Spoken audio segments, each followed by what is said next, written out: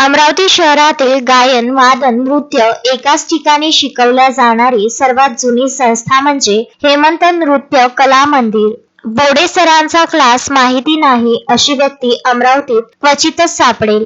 स्वर्गीय नरसिंग बोडे, स्वर्गीय रमेश बोडे आणि दत्तराज बोडे या तिघा बंधूंनी 1960 मध्ये अमरावतीत गायन, वादन आणि नृत्य यांचे वर्ग सुरू केले. अमरावतीत सतार शिकवण्याचे एकमेव ठिकाण म्हणजे हेमंत नृत्य कला मंदिर. स्वर्गीय भीमलेंदू मुखर्जी यांचे शिष्य आणि बुधादित्य मुखर्जी, अनुपमा भागवत, अवनेदू शिवलीकार यांचे गुरुबंधू असलेले प्राध्यापक योगेश बोडे यांच्या मार्गदर्शनाखाली या संस्थेत शिकणारे त्यांचे 12 विद्यार्थी आपल्या गुरूंसह 1 फेब्रुवारी रोजी संध्याकाळी 7 वाजता सांस्कृतिक भवन येथे स्वरानंद हा शास्त्रीय व उपशास्त्रीय सतार वादनाचा कार्यक्रम सादर करणार आहेत. वय वर्ष 63 ते वय वर्ष 20 या वयोगटातील विद्यार्थी यात सहभागी होणार आहेत आणि त्यातही महिलांची संख्या जास्त आहे. सामूहिक सतार वादनाचा अमरावतीत होणारा हा पहिलाच कार्यक्रम आहे. या कार्यक्रमाला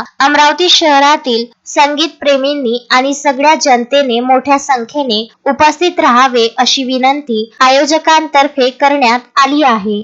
मी डॉक्टर मोहन नरसिंग बोडे, हेमंत नृत्य कला मंदिर अमरावती ही संस्था गेल्या अनेक वर्षांपासून अमरावतीमध्ये संगीत क्षेत्रात काम करीत आहे. नृत्य संगीत कला महाविद्यालय हे देखील या संस्थेचे महाविद्यालय आहे. या संस्थेमार्फत गायन, वादन आणि नृत्य ह्या तीनही विधा शिकवल्या जातात. त्यामधील वादन या विधेमध्ये सतार, व्हायोलिन, हार्मोनियम यासारखे वाद्य आम्ही शिकवतो. त्यात सतार हे वाद्य अमरावतीमध्ये अनेक वर्षांपासून आमचे बंधू डॉक्टर योगेश नरसिंग बोडे हे शिकवतात. ते नागपूर आकाशवाणीचे बी ग्रेडचे कलावंतही आहेत आणि त्यांच्या हाताखाली तयार झालेले अनेक विद्यार्थी यांना रंगमंच मिळावा या उद्देशाने येत्या 1 तारखेला 1 फेब्रुवारी 2025ला संध्याकाळी सांस्कृतिक भवन येथे स्वरानंद या नावाने एक सतार वादनाचा कार्यक्रम आहे.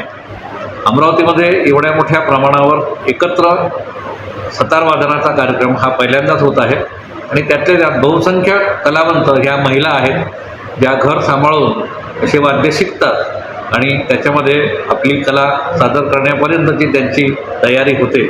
ती तयारी पाहण्याकरता अमरावतीकरांनी अवश्य या कार्यक्रमाला यावं अशी विनंती. अशोकभाई जोशी, विदर्भ न्यूज, अमरावती.